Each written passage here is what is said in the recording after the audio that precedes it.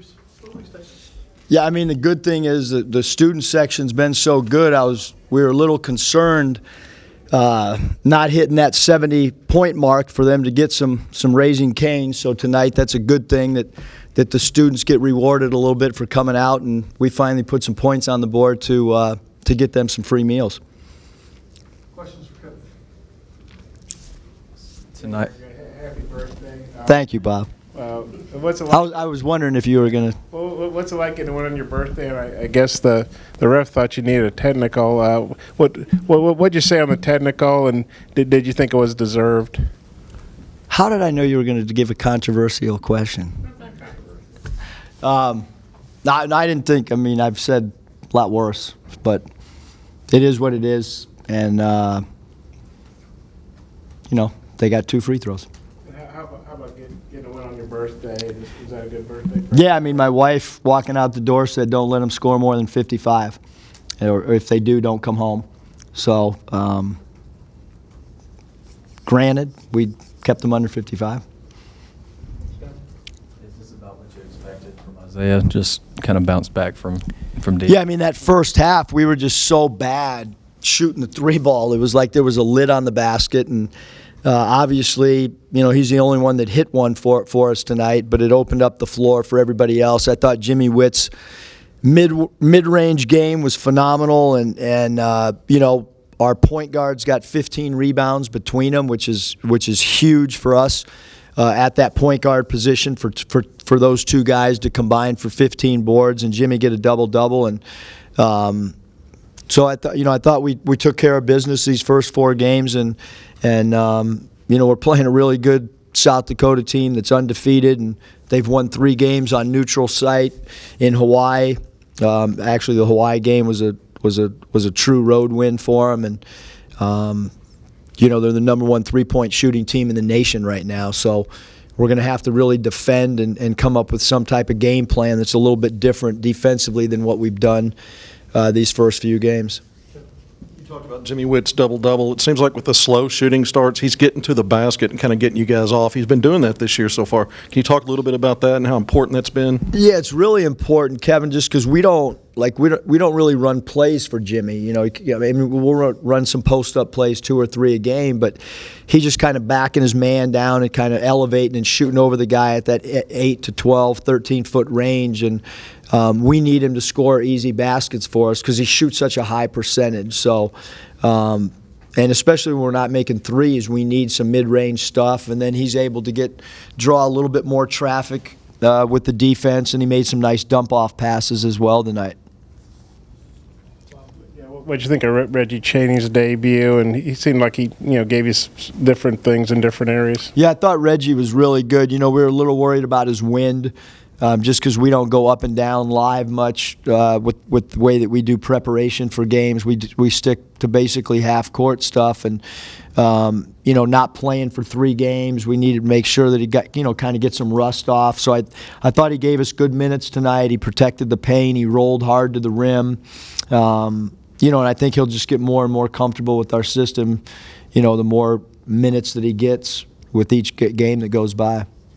He had kind of a rough shooting first half after having a rough game, but then he really got going in the second. What do you think got him going in the second half, or was it just, the odds where he was going to get going? Yeah, I mean, we wanted our guys to keep shooting. I mean, we talked to them at halftime that, we're never going to tell guys not to take open shots. That's not how we operate, and when you catch it, let it fly. And I mean, we're just, at halftime just kept harping on things like defensive rebounding and continuing to defend. And we talked about some defensive coverages that were blown in the first half. And from a shooting standpoint, we don't want to get in their heads. We want them to play with some freedom. And I think our guys do have a lot of freedom offensively.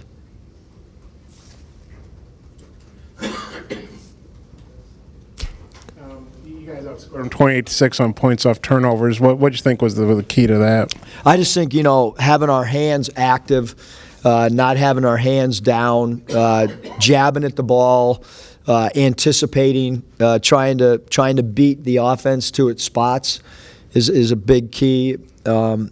when your man picks a ball up, trying to smother it a little bit. And I thought we had some really good anticipations. And then when teams try to throw the ball into the paint, we do a great job of swarming and digging the ball out before a big can try to kick it out. So sometimes some of our best defense thus far is when the ball goes into the paint and we just swarm and get picks from different angles on the weak side when it goes in there and they have a mismatch from a height standpoint. Jimmy, I know you said all along he's going to be a good rebounding guard. He had 10 boards tonight. What do you think of his rebounding? Thought he was awesome, and even J5 to have 5 defensive rebounds and Jimmy with his 8.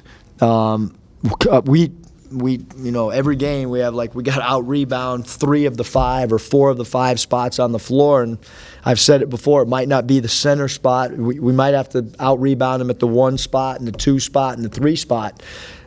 Just because of their lack of size, and obviously our point guards were phenomenal on the defensive glass. It's like the fans saying happy birthday. Did you like that? Did the guys in the locker room sing happy birthday? Did you get a cake or anything? Or I had some cupcakes, and yes, the guys did sing. I did not dance like Clay Mosier. Got to know your strengths and weaknesses. Eric, you obviously have a great relationship with Johnny Jones. Just talk about, coaching against him. Had you ever faced him in a game before? No. Coach Jones is a mentor, a family friend. I'm glad the game's over. 2 of the guys that were on Nevada staff besides Coach Jones are with him. So, hopefully we'll be able to exchange, some ideas and thoughts on each other's basketball team tomorrow. Friday, same thing. Todd Lee and I have been friends for over 20 years, and he and I work together. So, be happy to get these 2 games over playing against friends. But Johnny's a great coach and a great guy. Since we're talking a little bit about Jimmy Witt, I was wondering your take on his kind of unconventional shot. Yeah, it's pretty unconventional. I'm not a shooting coach for Jimmy. But it goes in. He's a great mid-range shooter.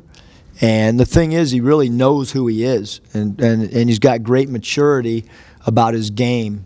He doesn't try to force the issue. He doesn't try to take shots that are out of his area to shoot. And, I think he's doing a great job for us. I really do. He's running the team. He's mixing in, distributing the ball with trying to score. He's picking and choosing when the right time for him to try to break a play and get to the basket or get into his mid-range shot. He's been phenomenal for us.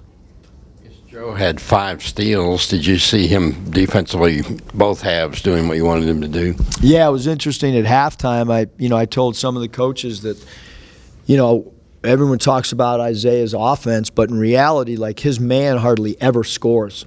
Hardly ever in these, in the 4 games that I've been a part of coaching Isaiah, and he's got great anticipation. Mason's got great anticipation. J5's got really good quickness. So, kind of a calling card for us is going to have to be disruption defensively. And there are times like tonight, I thought we got a little bit undisciplined and gambled a few times, got out of position and gave them a couple easy baskets. But sometimes you have to live with defensive aggression, and that's going to lead to a few breakdowns every now and then. Hey, I think some guy in South Dakota, some big kid, has got 15 or 18 or 6. Yeah, it was 8 of 8 in the game from 3. Yeah. What do you think about how tough a matchup is a big guy who shoots like that from outside? The problem with South Dakota is not just the big. They all can shoot. They got 5 guys that are really, really good shooters. But we'll get together. We'll watch some film and. When we played South Dakota State a few years ago and had to play Mike Dahm, who was a really good 6'10 shooter, we'll put together a game plan and try to take them off the 3-point line as best we can. Coach, you want to comment on Devontae Davis? Yeah, couldn't be more excited about Devo Davis signing with us. It's awesome. 2 feet in, he's excited.